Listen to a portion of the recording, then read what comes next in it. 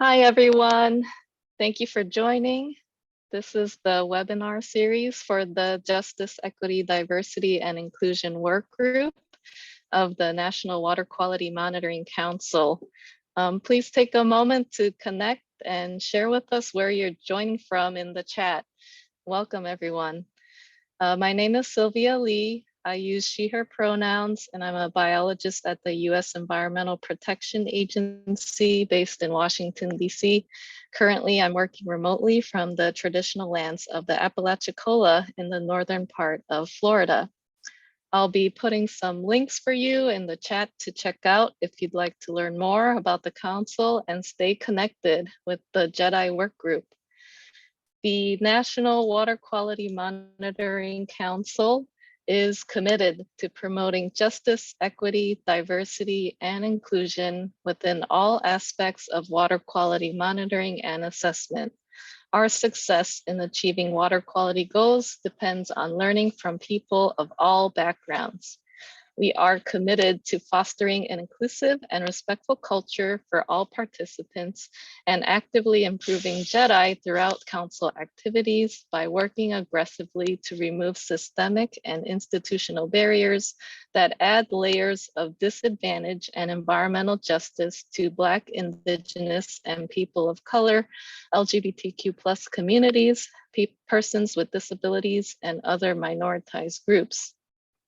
We acknowledge that our initiatives are a work in progress and commit to training and educating our members on implicit biases and historical environmental injustices so that we may continuously improve how we amplify underrepresented voices and support opportunities for the broader water quality monitoring community.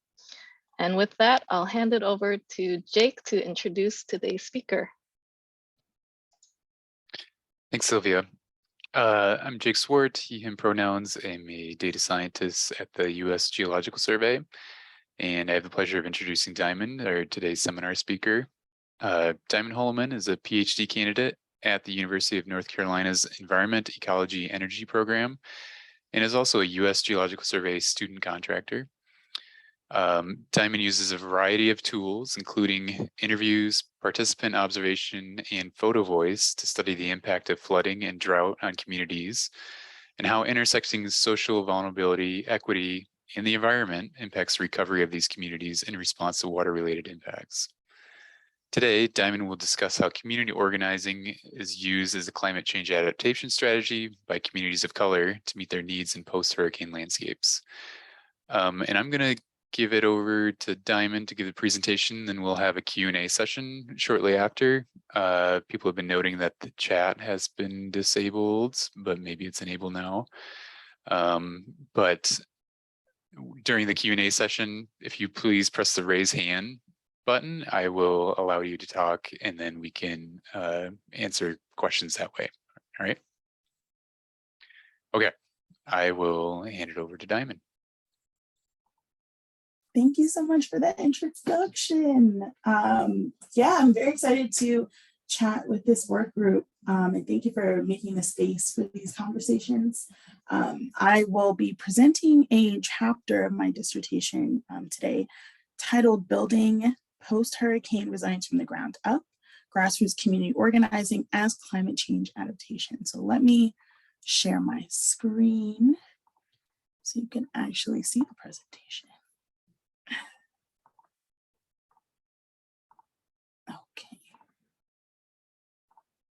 Okay, awesome.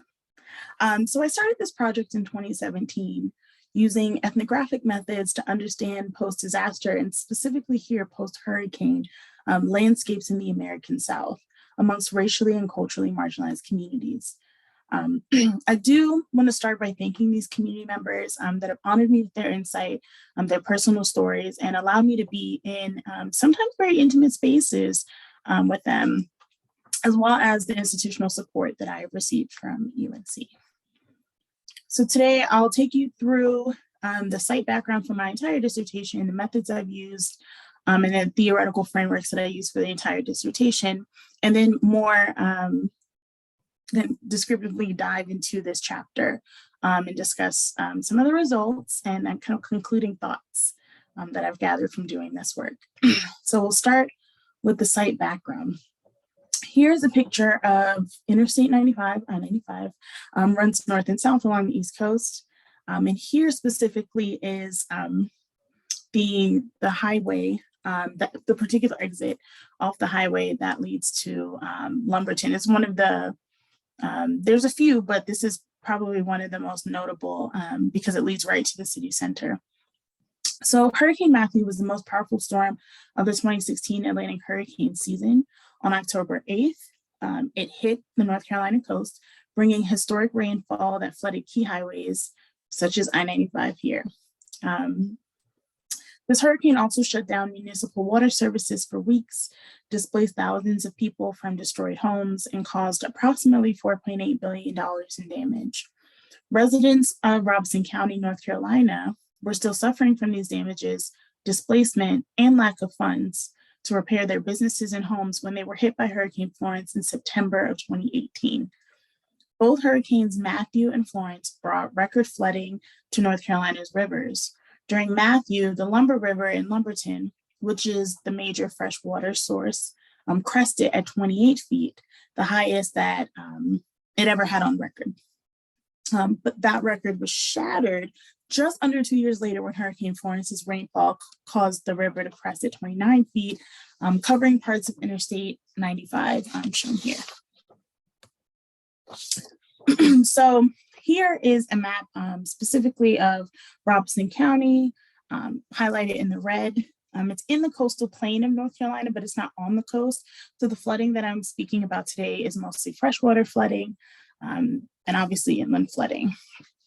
There are many swampy areas as well due to its geography. Lumberton, pictured on the right, sits as the county seat.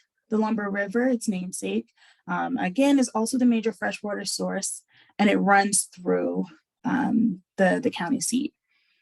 Robeson County is, at this time, considered the most diverse county in North Carolina, with 38% of the population considered Indian American, 24% of the population Black or African American, and 27% of the population considered non-Latino white. This majority minority demographic sets the stage for some really interesting case studies because it also, interestingly enough, is one of the poorest counties in North Carolina. So this is, like, all of these reasons really pointed me towards moving and doing my research here.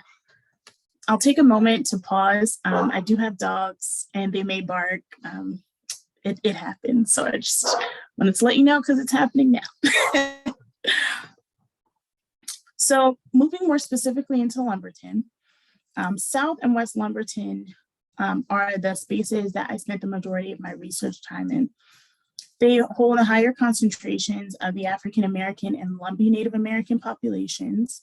These neighborhoods also have lower property values and are the sites of the city's state-owned housing for lower income populations, who in most cases are also members of the racially marginalized populations that I've noted. Although it's most evident in the public housing sector, housing segregation is a legacy of Lumberton's and, quite frankly, all of North Carolina's slave labor past. In one especially poignant preliminary interview, a resident showed me places that were considered Lumbee areas, which was West Lumberton, and the neighborhoods that were considered more historically Black neighborhoods. And I say historically, there was a lot of displacement during the hurricanes. So this is still pretty recent history. This is prior to Hurricane Matthew.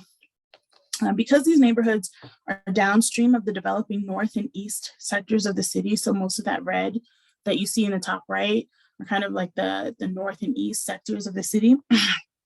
But because these neighborhoods are downstream, they have the most vulnerability to the lack of permeation of water in the soil, further contributing to the likelihood that these places flood more easily and have floodwaters recede much more slowly. Because of this kind of spatial layout of Lumberton, I consider it a hydrosocial configuration. Places like Lumberton underscore the need to more closely interrogate social as well as hydrological dynamics of uneven development in the South, and to look at the power geometries that allow for the flow of clean water and the evacuation of harmful water, in this case, flooding patterns. These hydrosocial configurations require close examination, especially in rapidly urbanizing areas, such as this one, and as the intensity and frequency of hurricanes along the Atlantic coast has increased. Doing so, or considering Lumberton a hydrosocial configuration brings attention to the spatial configurations of people, institutions, water flows, hydraulic technology, and the biophysical environment that revolve around the control of water. In Lumberton, hydrosocial power configurations play out in relation, like I mentioned, uneven development, specifically of like the city's neighborhoods, but also like in this case, the allocation of aid, allocation of resources, and in the response times to some of these large wet weather events. I take this framework one step further, and I consider these configurations and power relations also from a grounded perspective. Here I've noted some theory that was in the literature, but from this grounded perspective, I also noted that there are many spaces of both current and historical swampland that's currently prone to excessive flooding in Robeson County, seen as deserted from those who are outside of the communities, and because they are seen as deserted or unwanted by some in the local community, they become sites of extraction, sites of external extractive entities, people, not people, like capitalist encounters, things, institutions, unwanted industrial activities, and toxic sightings. These things happen in these spaces as well. Recently, a battleground of the Atlantic Coast Pipeline, where Black and Indigenous grassroots groups worked to stop the siting of an oil storage facility. This space also represents sheer fights, racial capitalism at work, and the complication of aiming for solidarity across difference. So a lot of this, this background that I've seen from this space, I really wanted to dive in deeper and take an ethnographic approach to even like better understanding the communities present and what the landscape looked like after these major hurricanes. So I use three main modes of ethnographic research. One is participant observation.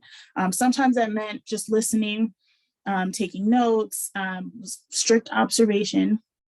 Sometimes it meant printing signs, canvassing, and operating as a member of some of the local organizing groups. Participant observation sets the stage for understanding how discourses are enacted within the spaces of the community members. And it also allowed me to see their lived experiences firsthand. I also use semi-structured interviews that allows researchers to ask pointed questions to better understand the social and historical context. It also allows us to delve into participants' thoughts, feelings, and beliefs. And open-ended questions offer insight into sensitive topics as well. I think that's probably one of the most known types of interviewing, semi-structured. And then the third method that I used is one that is growing in popularity. I'm happy to see that, is photo elicitation and photo voice. So first, photo elicitation is where you give folks cameras and you provide a prompt, and well, you do that for both that and photo elicitation and photo voice. You give them a prompt and they take pictures according to the prompt. You come back. The difference between photo elicitation and photo voice is that during elicitation, it is the researcher and the respondent that sits and has a conversation about these photos. During photo voice, it looks more like a focus group, where not only do you, as a researcher, take note of what the respondent is saying and how they describe their photo, but you also take note of the group's dynamics and what other conversations can arise during this open sharing of photos. Sometimes also I've used this in one wave of photo voice, activities in which you ask respondents to categorize their photos, categorize everyone's photos all together, set them up in kind of hierarchical dynamics to see if there's something that's more important for the group to discuss than something else. And that also provides really rich sources of data. And I use these kind of photo elicitation and photo voice. There are methods that highlight the everyday, almost invisible experiences and allows the researcher and those who are, if you also have note takers in the room, to understand the personal point of view, literally like the lens by which folks are seeing their world. It makes the seemingly mundane central to conversation. And then as well, it's an epistemological commitment to understanding grassroots points of view, to the grassroots lens. And so that's another reason why I chose to use it. Within my work, I study narratives and discourse. Specifically, counter narratives or counter storytelling is a scholarly tradition to tell the stories of people who are typically overlooked in majoritarian stories of people of color specifically here. Dominant narratives are typically accounts that are accepted as universal truths about particular groups. Counter narratives, however, not only nuance, but directly oppose the dominant narratives that typically operate in, for, and are perpetuated by white bodies and spaces. So here I examine South and West Lumberton as these marginalized spaces that have been devalued, disregarded, and left to operate at the fringe of society. But these spaces, they offer strong counter narratives of disaster aid and relief. In these neighborhoods, the agency they employ by mobilizing after hurricanes oppose the typical narrative of their space being operated upon by external agencies and forces. So just overall, these are the core concepts in my dissertation. I examine vulnerability, radical resilience, and then adaptation. And these are kind of the organizing threads. Today, I'm going to focus on adaptation and really thinking about grassroots mobilization as climate change adaptation specifically. My research question here was how does starting from a grassroots perspective alter the way we understand the everyday effects of climate change within these marginalized communities. I'm examining grassroots mobilization as climate change adaptation, and I'll talk about why that's important later, but then also how the mobilization functions, period, within these communities in post-disaster landscapes. So because I'm speaking about adaptation, I think we should all get on the same page about what it is exactly that I'm talking about. So I'll start with kind of thinking through and providing the framework that I use of what adaptation is. So adaptation as a concept focuses on the survival and persistence of organisms and communities. Actions taken by individuals, households, and local communities shape environmental conditions. These are kind of my underlying and guiding thoughts and frameworks. Urban ecological research on disasters, for example, is often critiqued for the ways in which resilience and adaptation are operationalized. Urban resilience as the means to cure social vulnerability places the burden of response, albeit subtly, at the local scale on the vulnerable communities that lack the resources to abate their vulnerability in the first place. This misplaced rationale of how these groups are responsible for their own disadvantage shifts the focus away from the social and political forces that create a system that perpetually devalues these groups, in this case, people of color, which then leads to further disadvantage in the continuation of the cycle. In addition, power is either reproduced or contested in adaptation processes and resilience thinking through subjectivity, knowledges, and authority, all of which in this case operate through or within hurricane preparedness, relief, and aid practices. Because of this and the analytic focus that is put on the past and recreating what was, resilience is potentially unhelpful to groups seeking radical change for the future. The focus of adaptation strategies should not be to just maintain the status quo, as resilience as a discursive sometimes hints at, but to leave room for radical notions of resilience, emancipatory subjectivities, and for more apt and transformational adaptations. A radical notion of resilience would be to challenge hegemonic understandings of everyday capitalist production in post-disaster spaces, allowing the focus to be on the future, on adaptation, and potentially transformational adaptation practices to take the lead in what recovery and resilience thinking could look like. So to further that, this kind of conceptual diagram that I'm using to explain why grassroots mobilization is even necessary for Black and Indigenous communities. So disasters act as moments of rupture. These acute moments throw the system out of equilibrium. In the literature that describes these kind of ideas of disasters as ruptures, sometimes it has negative connotations. However, disasters can also act as political moments. They're windows of opportunity into the power structures in society, disrupting the status quo and allowing for new possibilities.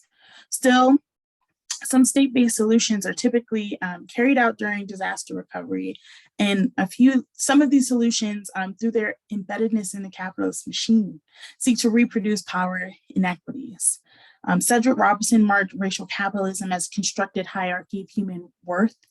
Laura Pulido's iteration furthers Robinson's and delineates racial capitalism as a mode of reproduction used in society. And as I argue in other chapters of my dissertation, this racial capitalism often abounds in disaster recovery, whether intentionally or unintentionally. Therefore, grassroots and local mobilization serves as an alternate way of getting needs met without further marginalizing these already racially marginalized peoples. This adaptive strategy is especially apt at getting needs met holistically for these communities. And that's something I want to stress, is the holistic element that is a major pro of these grassroots mobilizations. So I wanted to dive a little deeper into not just why grassroots mobilizations or why they are adaptive strategies and why they can be considered that, but also how, like what are the ways that grassroots mobilization even functions as adaptive strategy. And in my work, I kind of lumped this into 4 different buckets.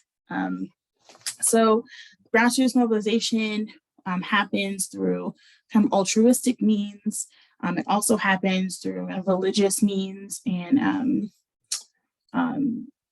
intentions. It also happens, like community organizing and grassroots mobilization happens out of obligation sometimes. And I put in parentheses familial obligation because many times communities felt that they were families. It was this particular kinship that was considered when thinking about obligation. And then aid, specifically mutual aid, aid across communities and also within. So I'll give an example of each one for that so that you can understand what I mean. So first, through the altruistic means of understanding how grassroots mobilization occurs, like the altruistic impetus, basically. This is a quote from one African-American woman who was a local organizer. I invite you, if you would like, to close your eyes. It helps me listen to words better. And so if you're able to and you would like to, please feel free to do so at this time. So she says, if you in Lumberton, you call me, say you need something.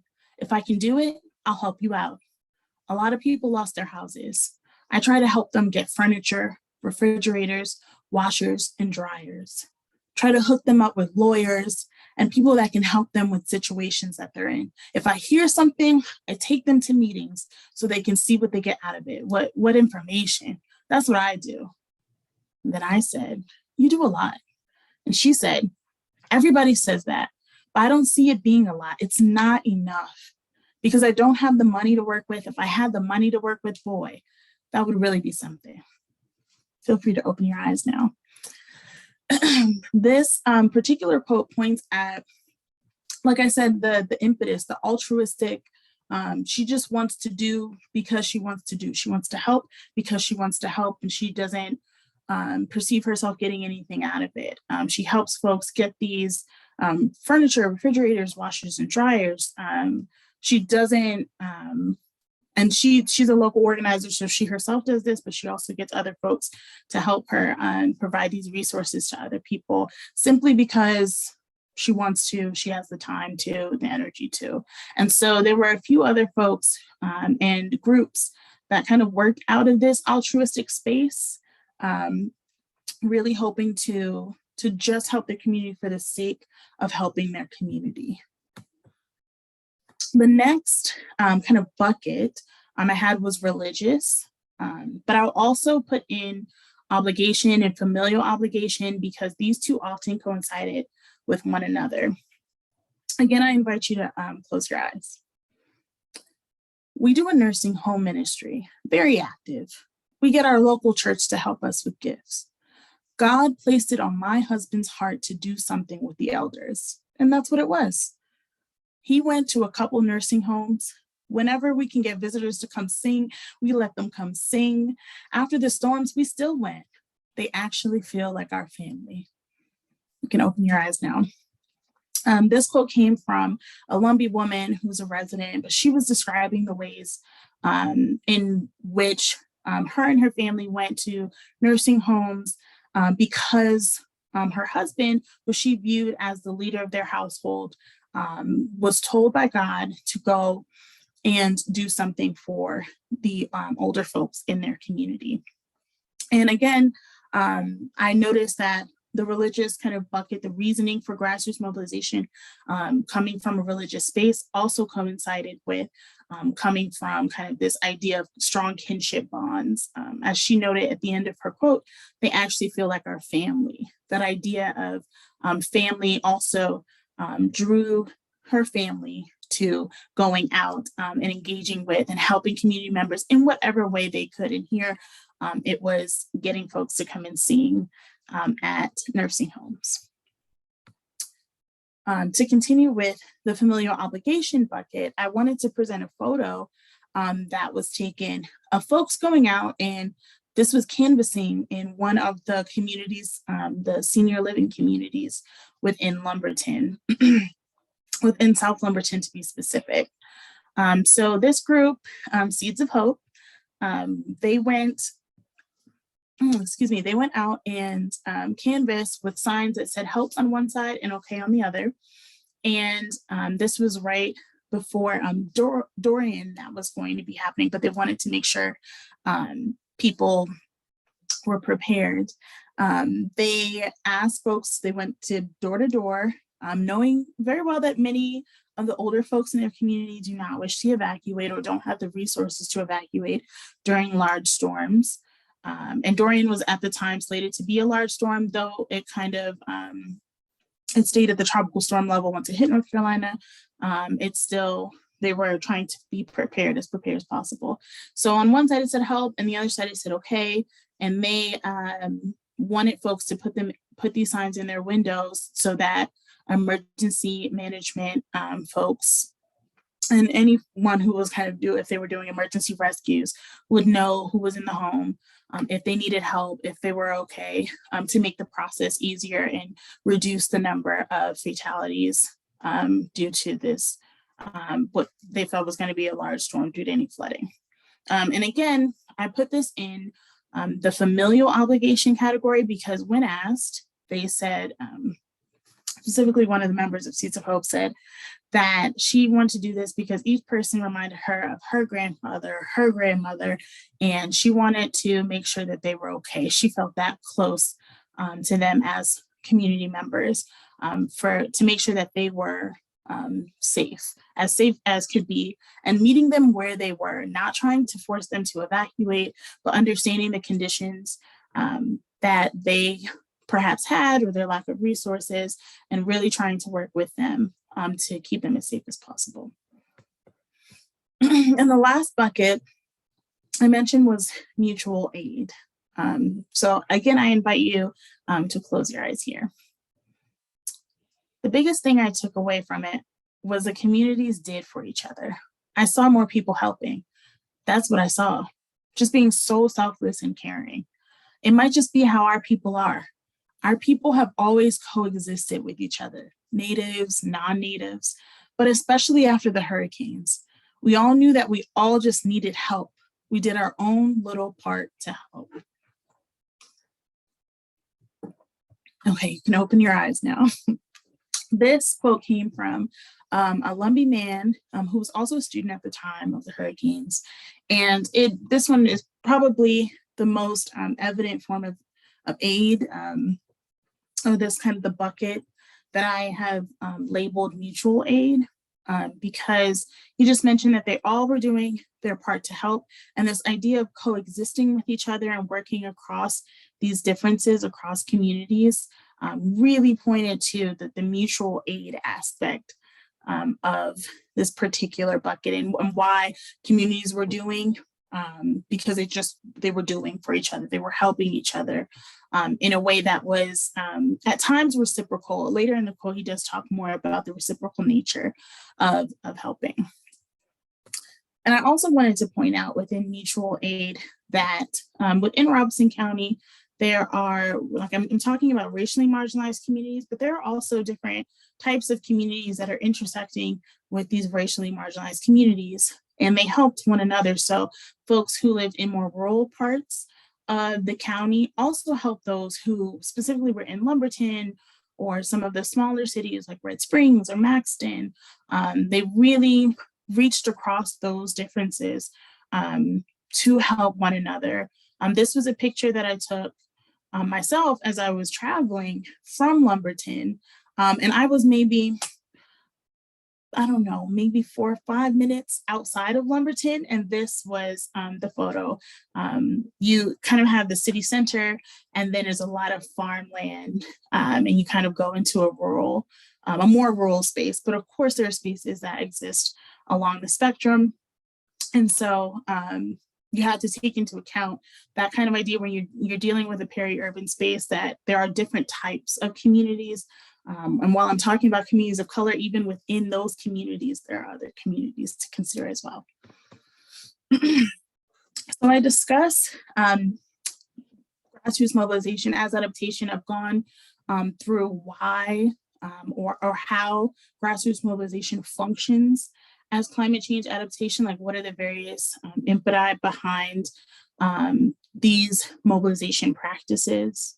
But I also really want to drive home that naming the different ways in which communities organize, in which they mobilize, naming them as adaptation is really an important strategy to legitimizing claims, and can have very serious and real material consequences. So for instance, if you are naming different community groups that may or may not be formally recognized or have like business credentials, but they're groups that are known for coming together, if you're able to name them within disaster management plans, you're able then to pour resources into them, and they're able to function in a formalized way and be a bridge between local residents and maybe larger institutions that are trying to help and provide aid during these hurricanes. And so I really want to drive home that I'm constantly saying grassroots mobilization as climate change adaptation, because that naming is rather important. And then I also want to focus on the intra-community mobilization, so within community, and then the inter-community, so reaching across different communities. I wanted to drive that home as well, because I want to make sure that we're not thinking of communities of color or urban rural communities, thinking of them as homogenous. They are incredibly heterogeneous. There are different groups, different perspectives within that. And so thinking about how different communities can intersect really helps both the researcher and perhaps those who are trying to provide aid to better understand and contextualize the communities we want to work with. So just some concluding thoughts. Because state-based disaster recovery solutions so often reproduce inequities, grassroots mobilizations function as necessary recovery strategies for marginalized communities and are therefore adaptation for these communities to a socio-ecological landscape that marginalizes them. These actions work in a for the people by the people way that centers both the needs and assets of these communities in response strategies and makes for more culturally relevant and potentially useful resilience strategies. Adaptation strategies at the local level also have ramifications for environmental and potentially political changes after a disaster. One resident mentioned that because of this, because of Hurricane Matthew, we were speaking soon after that, because of Hurricane Matthew, they felt that their local representatives' response was not adequate. And so they had never been involved in kind of the political landscape before, but now wanted to get involved and now wanted to really understand who candidates were and wanted to be much more active in the political landscape where they lived. And so there are these moments where you do have potential political changes after disaster.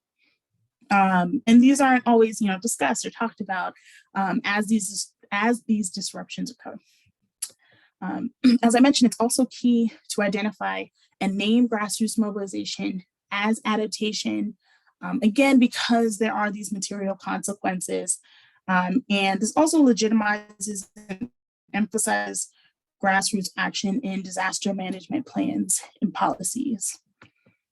Again, disasters act as political moments, windows of opportunity into the power structures of the society that we're discussing.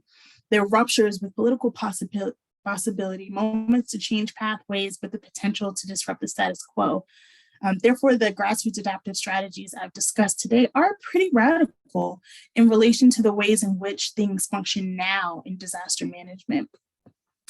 And when we discuss radical resilience, I have a chapter on this in my dissertation, but when I discuss radical resilience, we're really talking about asking the question, what would it look like to vision for the future of racially marginalized communities using this grassroots lens, really focusing on how communities do for themselves, their agency, and how that intersects with their past, especially in the American South. Excuse me. And then we also want to know, how can we create similar context-specific, community-driven protocol for future hazards? And, I'm speaking from a particular case study in Robeson County, but how can we expand this to other places as well? And so here I conclude. I'd like to thank you all for listening today. I'd also like to thank these organizations that have funded my research. And I'm excited. Yeah, I'm excited for the conversation. So thank you so much.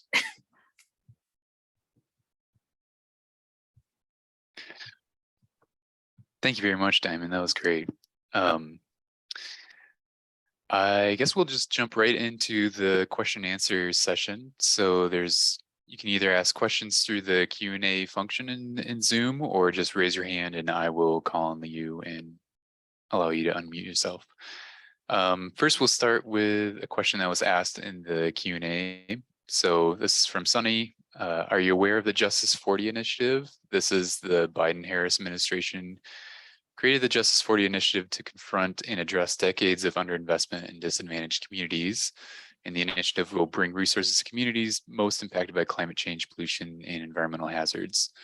If yes, how do you see to use this strategy?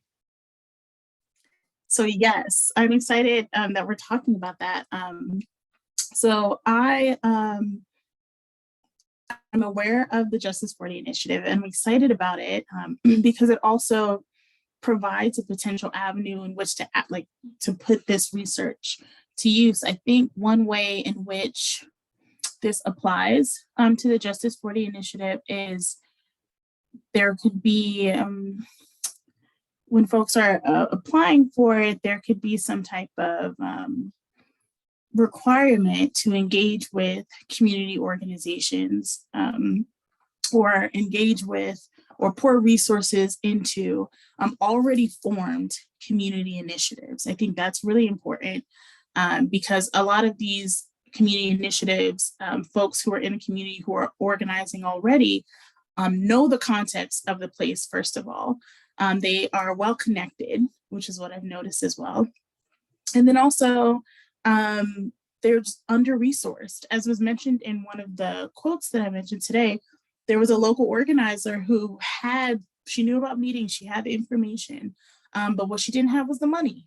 And so thinking about how to match resources with ongoing community initiatives is one exciting avenue that one can use with the Justice 40 initiative. So yeah, thank you so much for using that question. Actually, when I wrote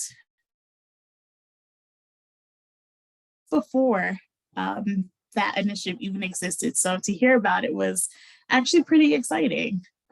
So thank you. Yeah, that's great. I was thinking about the one quote that you had mentioned earlier that you just mentioned. So perfect connection. Carol Boston, you have your hand up. I'm going to allow you to talk. Please unmute yourself if you have your question.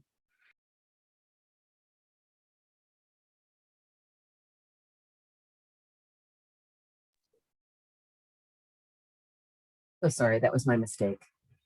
Oh, no worries. Go ahead. I'm sorry, I accidentally raised my hand. Oh, sorry. Okay. So you don't want to talk. Okay.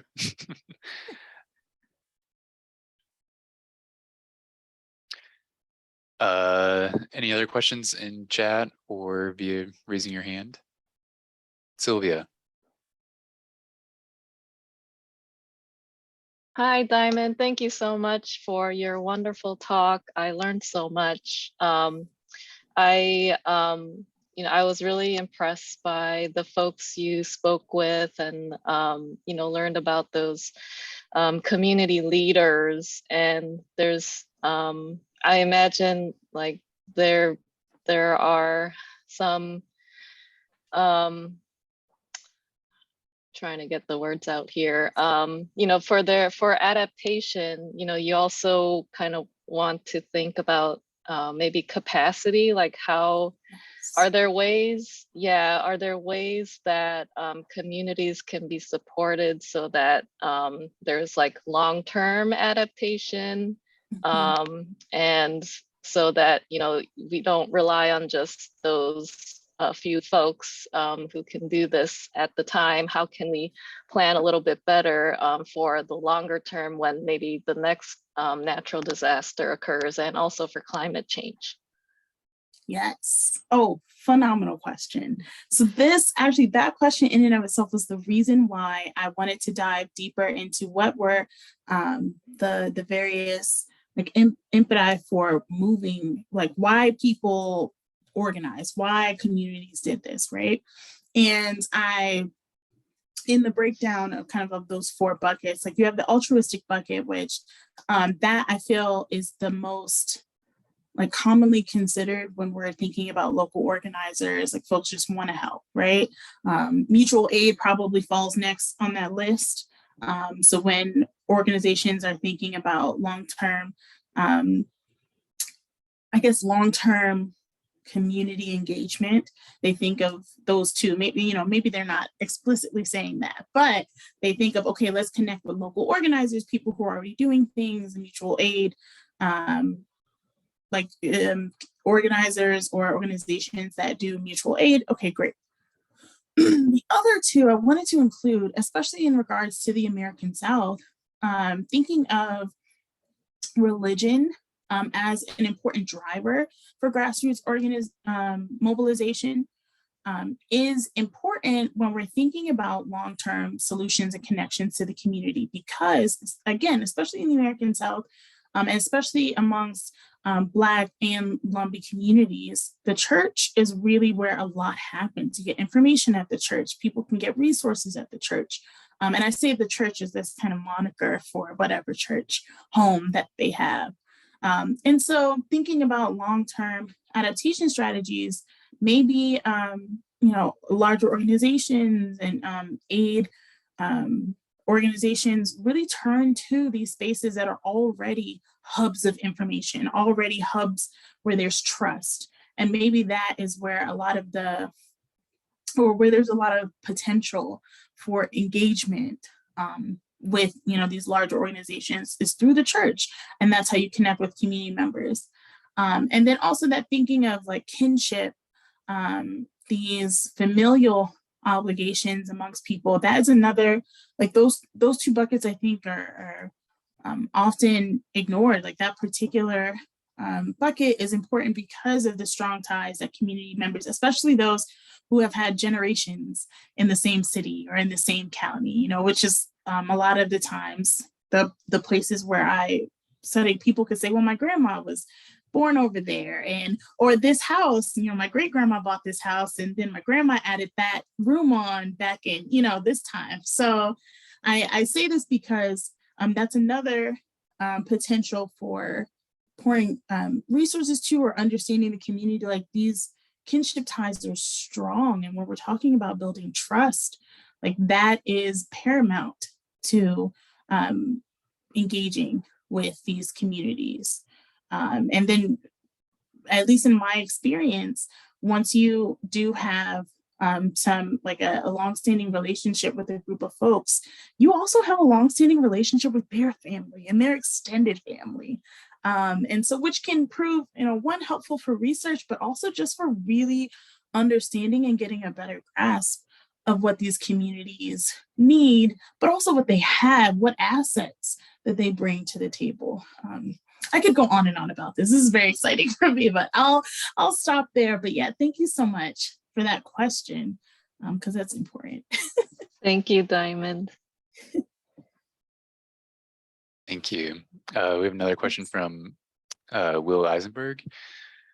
When you say naming grassroots mobilization as adaptation brings material consequences, can you elaborate on that? Does that mean it opens up funding for adaptation, or Yes. are the examples more broad?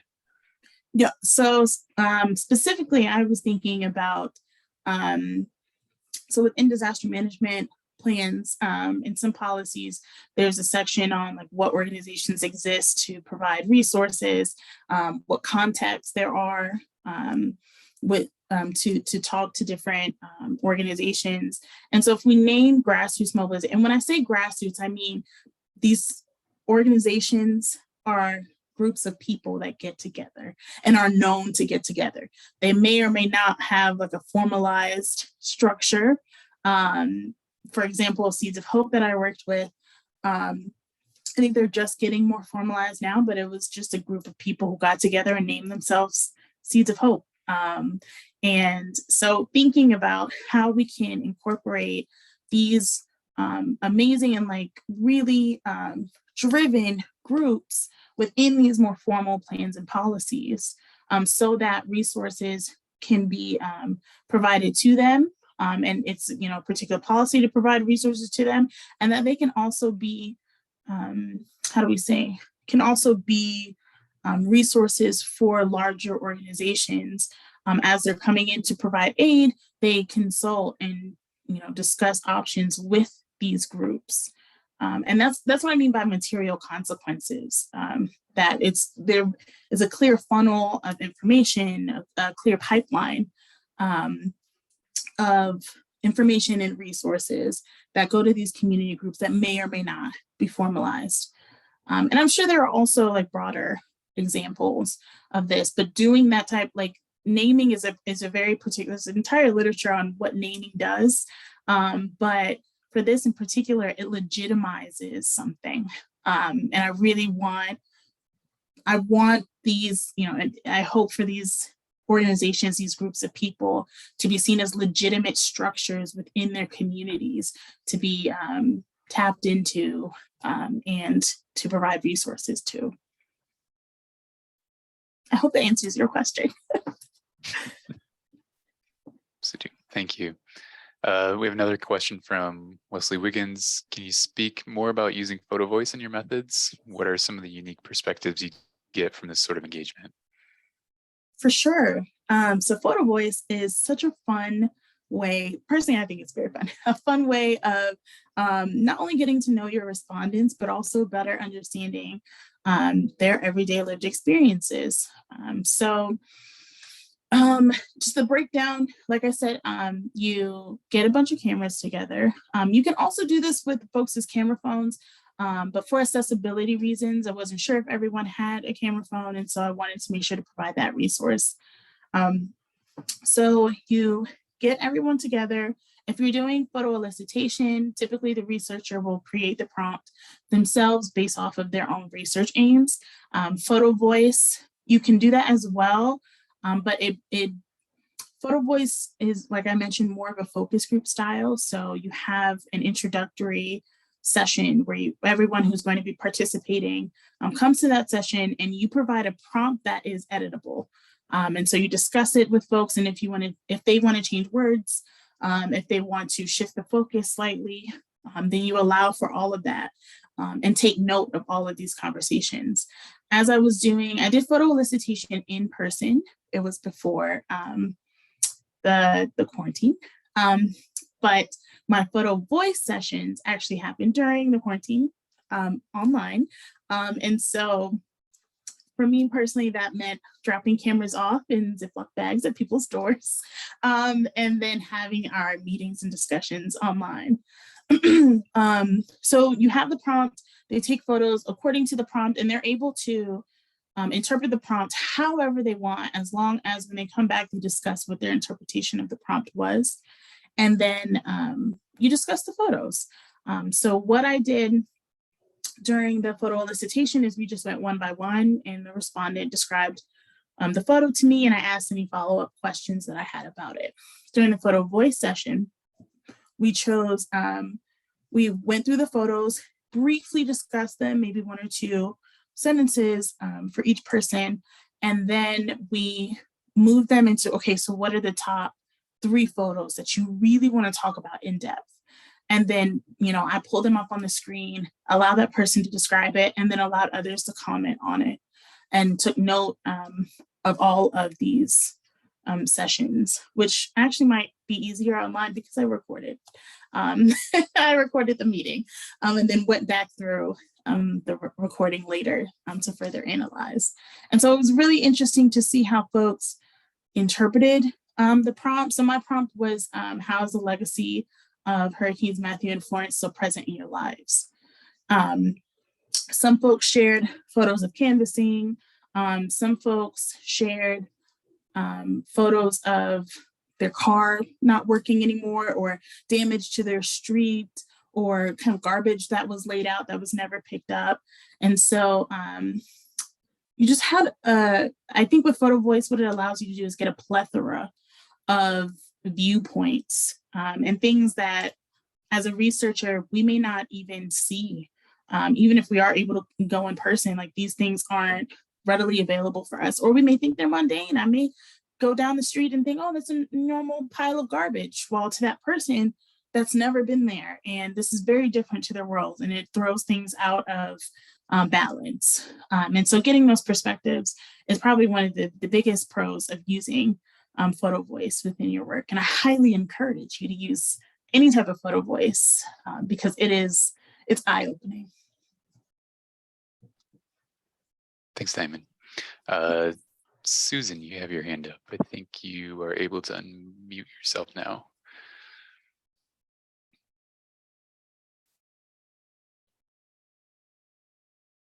Hi. Yeah, let's see if this works. What's rolling around in my head, and it's kind of connected to Sunny's comment about Justice 40 and many of the comments along the way, is that we nationally have a lot of funds to invest in infrastructure, and I'm wondering if anyone, Diamond or others in the meeting, have had any experience in connecting some of these infrastructure funds to the local community groups that are, getting active in identifying problems so that the funds can come into the community, whether it's dealing with transportation infrastructure to avoid flooding impacts, or dealing with sewage or septic infrastructure to reduce the risks associated with flooding. I'm not quite sure how to kind of connect the dots from these, large federal resources to these groups that are mobilizing on the ground. Oh, that's the question, isn't it? I wish I could say I had experience in that sector, but I do not. I collected the majority of my data before the initiative was even an initiative. And so I've heard comments or like anecdotes informally from some of the research participants that I still contact with about them attempting to acquire some of these funds or work with groups that are also trying to do the same. But I do not have any success stories as of yet. I'd be interested to know if anyone on the call does.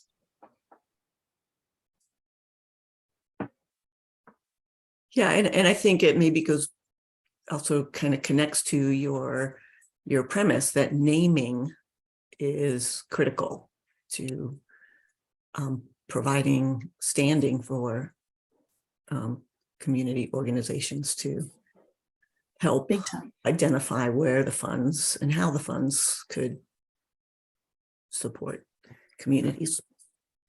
Big time. Yeah, I would love, I know that there is, I know that there's like room for improvement here, and I would love to see how they connect, how we get these larger kind of institutional funds to these really local and grassroots communities. I know that there are some organizations that kind of work in the middle ground, who are larger organizations that do try and tie grassroots organizations and local communities to these funds. But it's definitely hard work. It for sure is. And again, if anyone is on the call and has seen it successfully done, I would also be interested. But also, if not, then we see we've got a ways to go. Yeah, well, thank you so much for bringing this to us. Yeah, thank you. Thank you. I might sneak in one more question before we end, if that's all right. And it was more towards you as a researcher. I was wondering, these can be pretty potentially sensitive topics for some of your subjects, like maybe they've lost family members or homes or other property. And I wonder if you have any approaches to your work, like how do you enter this space where you're doing your research, and any tips or things that you've learned along the way? Sure. Yeah.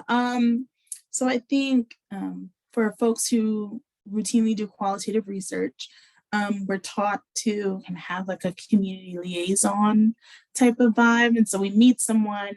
I happen to meet the person who kind of introduced me to these communities at the North Carolina Environmental Justice Network's Summit.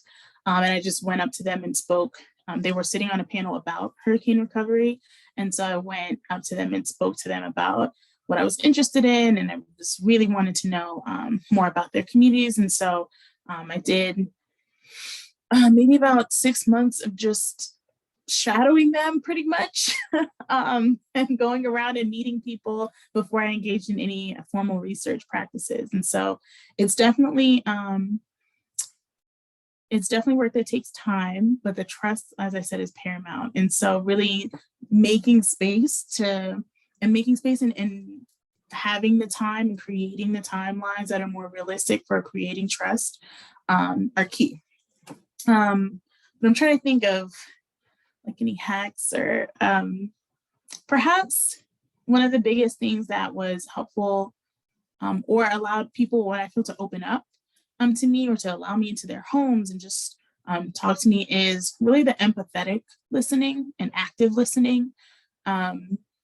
So while we can ask our questions from our interview guides, and that's important for our own research aims, we also as researchers have to be cognizant and attentive to the respondents. And if they're speaking about something sensitive or are getting emotional, to leave space, again, this is all about space and time, leaving space and time within your interview to allow them to feel those feelings and empathize with them insofar as you can. And if someone needs to pause, especially if I recorded these, if someone needs to pause the recording, you pause the recording. There's no pushback, it's just okay.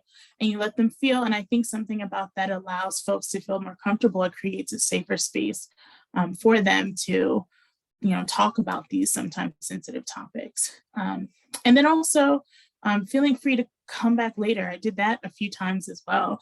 Someone didn't want to continue the interview, or they kind of felt uncomfortable. So you say, hey, that's okay. I'll come back, you got time next week? Like, we can just pick up where we left off. And that's something that we don't really talk about often, but it, again, takes time. You have to create the timeline to do this type of ethnographic work, but it is incredibly rich if you do. So, yeah, great question. Thank you. Actually, I'm also going to stop sharing right now. Okay.